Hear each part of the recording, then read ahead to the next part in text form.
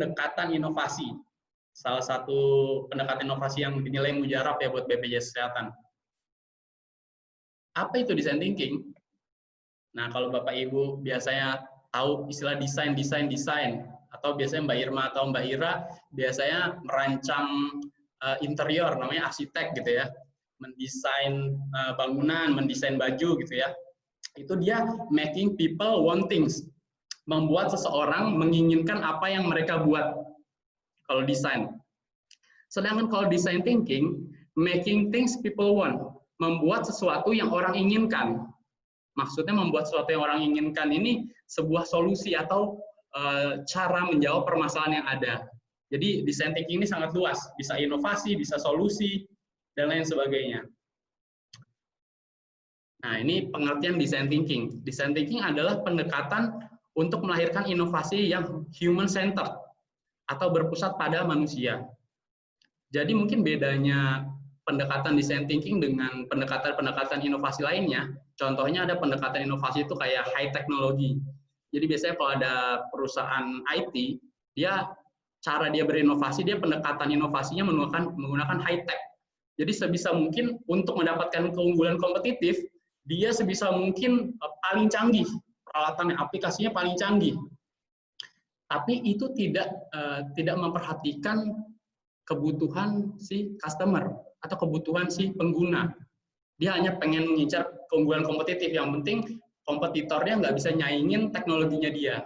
Tapi berbeda kalau kita di BPJS Kesehatan, di mana kalau kita kan orientasinya ke pengguna ya, ke peserta ya. Jadi cocok banget sebenarnya inovasi yang dilakukan menggunakan metode design thinking. Karena kalau design thinking itu centernya adalah human. Human itu dalam arti pengguna, user gitu ya, peserta, customer gitu. Kalau BPJS Kesehatan, organisasi kita ya centernya itu peserta gitu ya. Kalau SDS mungkin yang berhubungan dengan kita, bisa user gitu ya. Mungkin kalau MART kan ada survei kepuasan user gitu ya. Nah itu salah satu center kita juga gitu. Kalau BPJS Kesehatan kan ada survei kepuasan peserta, berarti kan orientasinya bagaimana si peserta ini puas. Selanjutnya bukan berarti ini, walaupun design thinking hanya berfokus kepada kebutuhan pengguna, desirability, tapi tidak mengabaikan juga feasibility, kemampuan teknologi yang dimiliki, sama viability, keuntungan bisnis. Jangan sampai ada inovasi luar biasa, tapi teknologinya tidak memungkinkan, atau juga nggak ada gunanya, nggak ada keuntungan bisnis. Jadi kalau bisa, ruang design thinking bermain itu memperhatikan ketiga poin ini. Namun prioritas kepada manusia tadi, user tadi, customer tadi, itu diprioritaskan. Salah satu pengertian design thinking juga biasanya orang simple bilangnya suatu cara untuk memecahkan permasalahan dan juga mencari solusi yang efektif dan efisien. Kalau Bapak Ibu tahu efektif dan efisien mungkin sering ngomong, tapi kadang-kadang agak samar ya, perbedaannya apa sih efektif dan efisien. Kalau efektif itu kita mencapai suatu tujuan secepat mungkin dengan cara yang tepat. Kalau efektif, kita mencapai suatu tujuan dengan sumber daya seminimal mungkin untuk mencapai hasil yang semaksimal mungkin, prinsip ekonomi. Jadi kalau simpelnya, efektif itu is all about speed, cepat. Kalau efisien is all about cost, bagaimana biaya itu diturunkan seminimal mungkin, tapi hasilnya semaksimal mungkin. Jadi kalau kita misalnya disuruh ya, agar saudara lakukan pekerjaan dengan memperhatikan prinsip efektif dan efisien. Berarti kerjakan dengan cepat dan kalau bisa dengan biaya seminimal mungkin. Jadi kurang lebih itu ya kalau dibilang solusi yang efektif dan efisien, cepat dan biaya seminimal mungkin. Itu Bapak Ibu. Selanjutnya izin melanjutkan, why we need design thinking. Kenapa kita butuh ya, karena kita nggak mau ketinggalan lah BPJS Kesehatan, perusahaan besar. Kalau perusahaan di dunia tadi, waduh, udah nih contohnya Apple, Samsung, Google, itu udah dari dulu menggunakan design thinking. Kalau contoh di Indonesia itu misalnya Gojek gitu ya. Gojek itu bukan lagi aplikasi daring terkait ojek, tapi semua kebutuhan manusia sudah ada semua di Gojek. Coba diperhatiin, mau mesen makan, mau belanja ada GoMart gitu ya. Mau pijet, go massage. Mas saya ini biasa suka mesen. terus dan lain sebagainya lah. Kebutuhan manusia ada semua di Gojek. Dari awalnya itu hanya ojek online. Jadi ide itu bisa berkembang sesuai dengan kebutuhan manusia atau customer tadi. Lanjut, nah ini 5 steps of design thinking. Kenapa saya sampaikan design thinking ini? Karena mungkin saya yakin Bapak Ibu sekalian ide-idenya punya banyak ide yang cemerlang, namun tidak tahu ya belum tahu mungkin cara mengembangkan ide sampai menjadi inovasi. Nah, dengan design thinking ini, 5 steps design thinking ini, cara berinovasi agar lebih mudah dan juga efektif. Nah, berikut step-stepnya. Ini diambil dari Stanford School. Tahap yang pertama ada empathize, di mana kita memahami perspektif dan perasaan yang dialami customer. Lalu yang kedua ada define. Dari hasil empati tadi, kita definisikan permasalahannya apa sih sebenarnya. Lalu tahap yang ketiga adalah ideate. Dari permasalahan tadi kita hasilkan ide sebanyak mungkin. Baru dari ide yang banyak tadi kita tentukan ide yang paling prioritas untuk menjawab permasalahan tadi. Setelah itu kita lakukan prototype. Dari ide tadi percuma ide hanya sebatas omongan saja, tidak dibuktikan, tidak direalisasikan, hanya sebatas ide gitu, belum jadi inovasi. Maka itu kita perlu buat prototipenya yang bisa dirasa oleh indera kita, bisa dilihat, bisa dirasa, bisa dicoba gitu ya. Kemudian tahap yang terakhir adalah tes. Ketika prototipe sudah kita buat, paling penting yaitu testing, agar kita lihat prototipe yang kita buat sudah menjawab permasalahan atau sudah menjadi solusi atau belum. Dan nanti akan saya breakdown masing-masing stepnya. Dan apakah ketika kita melakukan dari tahap empathize sampai tes itu sudah berakhir? Ternyata belum, Bapak Ibu. Jadi untuk menghasilkan solusi yang terbaik, ini namanya ada proses iterasi. Prosesnya dilakukan secara berulang. Ketika sudah melakukan proses sampai tes, ternyata mendapatkan feedback oleh customer, ternyata ada yang kurang nih, ini. Maka kita ulang lagi, Bapak Ibu, misalkan dari tahap prototipenya. Fiturnya kita tambahkan dan lain sebagainya. Jadi proses ini prosesnya secara iterasi, kalau bilangnya berulang. Jadi berulang sampai sempurna, mendekati sempurna. Yang pertama, begin with empathy, mulai dengan empati. Cara kita berempati gampang, kita pikirin aja gain sama pain-nya. Kalau gain itu apa sih yang kita harapkan, kalau pain apa yang kita resahkan gitu ya. Apa yang paling nyebelin gitu. Cara kita memahaminya gimana? Ada 3 cara. Yang pertama, kita observe. Observe ini kita amati gitu ya. Kita amati customer saat melakukan aktivitas. Yang kedua, kita bisa engage, kita bisa berinteraksi dengan menanyakan langsung kepada customer. Yang terakhir, kita immerse, kita merasakan langsung. Yang paling efektif ini dinilai adalah immerse. Contoh misalkan kita pengen berempati terkait dengan pelayanan peserta. Alangkah baiknya kita immerse, Bapak Ibu. Kita rasakan langsung. Contoh kita pergi ke kantor cabang BPJS Kesehatan, kita coba daftar gitu ya. Nah, kita lihat itu, gain sama pain-nya apa sih? Yang kita rasakan apa sih? Yang kurang apa sih? Lalu yang kita dambakan apa sih? Nah, itu bakal merasakan langsung kita nanti. Dan kita bisa menjawab permasalahan apa yang ada di pelayanan BPJS Kesehatan. Setelah kita empati, kita definisikan customer problem tadi. Dari apa yang merasakan tadi, apa yang kita butuhkan, kita tuliskan permasalahannya apa sih. Dan permasalahan yang dipilih adalah yang problem worth solving, yang layak untuk diselesaikan. Yang layak itu dalam arti permasalahannya paling berat, tapi gampang diselesaikan, bukan gampang diselesaikan, bisa diselesaikan oleh kita karena adanya sumber daya dan juga biaya gitu ya. Karena memperhatikan itu juga.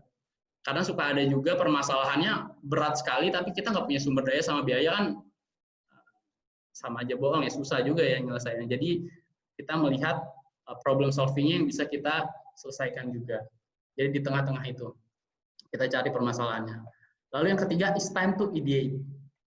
Saatnya mengeluarkan ide. Nah, ini poinnya ya.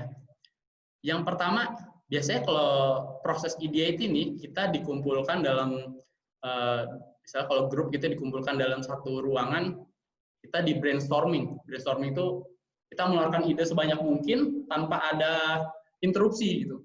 Bebas ide liar, ide semacam apapun gitu ya. Ini poin-poinnya. Yang pertama, utamakan kuantitas bukan kualitas.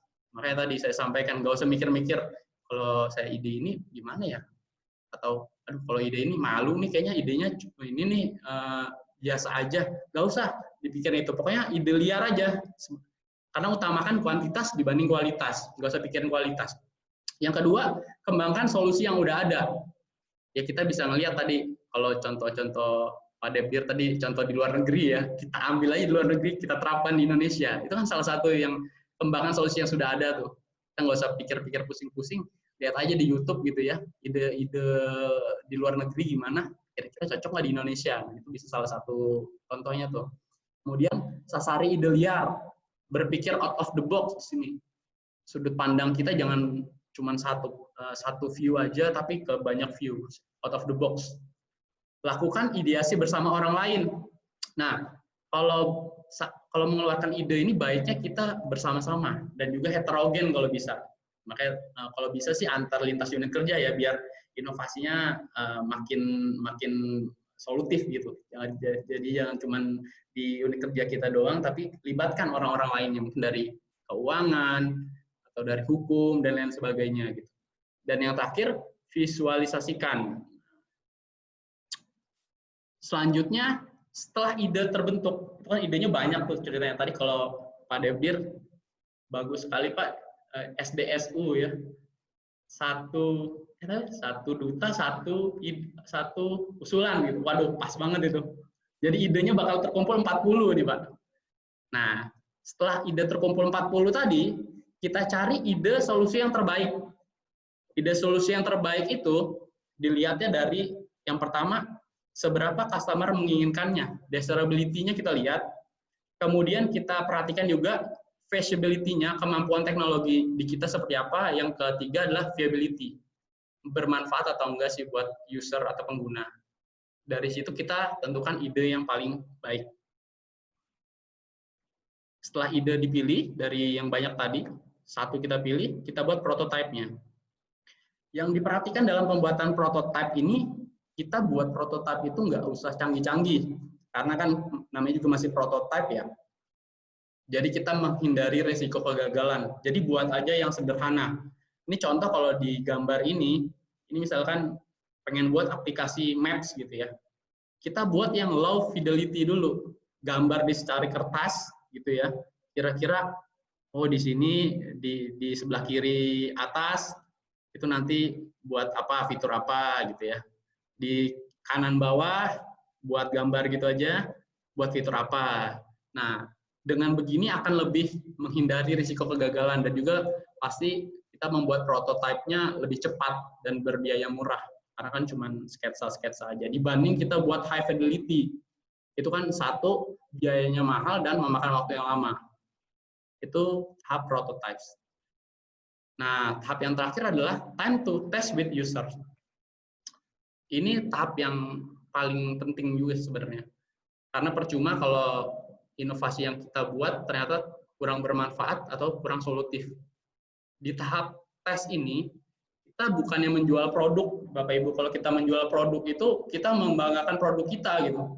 Ini manfaatnya ini loh, bagus. Bukan kayak gitu. Tapi yang kita harapkan di sini output-nya adalah feedback. Jadi kalau bisa, kita berikan kepada si customer tadi, biarkan dia mencoba, biar dia merasakan, dan biar dia yang berbicara banyak terkait dengan produk kita. Nanti kan dia akan merasakan tuh, oh, kurangnya di sini. Ternyata produk yang kita hasilkan ternyata belum menjawab permasalahan dia, otomatis kita harus ulang lagi tuh ke tahap-tahap sebelumnya. Sebelum tes tadi bisa prototipenya, atau mungkin ke tahap paling awal. Ternyata inovasi yang kita hasilkan itu idenya biasa. Gitu. Tapi jangan berkecil hati kalau seperti itu. Ya kita terus beriterasi. Bisa jadi. Gitu. Selanjutnya, nah ini tadi yang saya sampaikan ya. Kalau di tahap tes ternyata feedback-nya kurang baik, bisa baliknya ke prototype, bisa baliknya ke ide. Ternyata ide solusi yang terpilih kurang mampu menjawab permasalahan. Ya kita cari lagi dari ide yang banyak tadi, menjawab permasalahan, ternyata bukan ide yang kita pilih tadi yang menjawab permasalahan. Coba cari ide-ide yang lain. Gitu. Makanya pentingnya ketika ideation tadi, ide sebanyak mungkin. Kalau ide yang kita hasilkan pas di tes gagal, kita coba ide yang lain. Itu tadi pentingnya ide itu sebanyak mungkin ditampung. Dan selanjutnya, nah ini yang terakhir, let's start using design thinking. Kalau takut gagal, prinsipnya gagal cepat, tapi belajar lebih cepat lagi. Yang kedua, kurang percaya diri dengan ide Anda. Kalau kurang percaya diri, buat prototipenya dan buktikan lewat testing. Jadi bukan asumsi tapi bukti. Khawatir tidak sempurna, prinsipnya selesai lebih baik dari sempurna. Yang penting terus beriterasi. Kalau kata orang Depoknya, if we never try, we never know, gitu kan. Dan juga kalau kita gagal, jangan berputus asa, karena kegagalan adalah awal dari keberhasilan. Kalau kata orangnya gitu ya. Kalau kata orang Mas Fari gitu ya, Mas Fari. Terus kalau kegagalan itu merupakan sebuah proses dari keberhasilan. Jadi ya nggak apa-apa lah, kalau orang sukses itu biasanya gagal-gagal dulu baru sukses. Mungkin Bapak Ibu itu sekedar sharing dari saya. Mohon maaf sebelumnya apabila ada kekurangan dari penyampaian materi, karena saya juga masih belajar Bapak Ibu. Selanjutnya mungkin kalau ada dari Bapak Ibu ada yang mau sharing juga atau tanya jawab, dipersilakan. Mas Yoga, mungkin saya Mas Yoga, Faisal. Siap Mas Faisal, silakan Mas. Yang pertama, bicara tentang inovasi pasti kan tentu bersinggungan dengan kreativitas. Ya, apakah ada orang yang tidak kreatif, kemudian bagaimana cara meningkatkan kreativitas hal tersebut? Itu yang pertama. Kemudian yang kedua, bukan ketinggian ya, tapi tadi seperti Pak Dirjen katakan bahwa cari inovasi yang relate, cari inovasi yang nggak usah tinggi-tinggi dulu gitu ya. Tapi ternyata inovasi yang yang tidak tinggi-tinggi dulu juga susah diterapkan karena memang sumber daya manusianya gitu atau pesertanya, usernya itu belum siap untuk melakukannya gitu. Itu apa sikap kita terhadap hal itu? Contohnya misalnya tadi self checkout ya, checkout self service tadi ya. Itu kalau di Indonesia mungkin kan belum bisa dilaksanakan karena orang-orangnya mungkin gagap teknologi segala macam gitu ya. Atau misalnya seperti yang sederhana lagi adalah untuk mengurangi tenaga di penjaga kantin misalnya, kemudian dijadikan kantin kejujuran gitu ya. Yang biasa kita dengar itu ya. Orang ngambil barang sendiri kemudian bayar. Itu akan sangat susah diterapkan dan akan gagal terus-menerus apabila yang sumber daya manusianya memang belum siap untuk itu. Banyak kecurangan, banyak yang ambil sendiri, tidak bayar gitu ya. Itu bagaimana untuk menghadapi atau menanggapi hal-hal seperti itu gitu ya. Itu Mas Yoga 2 itu. Terima kasih. Baik, terima kasih Mas Faisal. Pertanyaannya luar biasa ya. Saya jawabnya juga bingung nih. Mungkin saya jawab yang kedua dulu Mas Faisal. Yang pertama, kalau kita punya ide, ya kalau tadi Pak Debdir bilang, nggak usah yang tinggi-tinggi, yang simpel-simpel aja. Tapi kalaupun Mas Faisal ternyata sudah ini ya, idenya luar biasa gitu. Sampai Mas Faisal berpikir, jangan-jangan kalau di perusahaan saya belum nangkap juga, belum bisa nerima juga nih ide saya karena ketinggian gitu. Itu nggak usah takut Mas Faisal, simpen aja idenya. Dan Mas Faisal sendiri kan itu baru berasumsi Mas Faisal. Kalau tadi saya sampaikan ada proses design thinking, ada yang namanya proses sampai testing. Jadi kalau testing itu benar-benar kita buktikan, kita buat prototipenya, dicoba langsung oleh customer. Siapa tahu berhasil. Maksud saya, ya tetap lakuin aja Mas Faisal. Walaupun menurut asumsi Mas Faisal, kayak teman-teman di BPJS Kesehatan belum bisa gunain nih inovasi saya, ketinggian. Negara kita masih negara berkembang dari dulu nggak maju-maju gitu ya. Orang Indonesia tuh belum high tech gitu ya. Tetap lakuin aja lu Mas Faisal.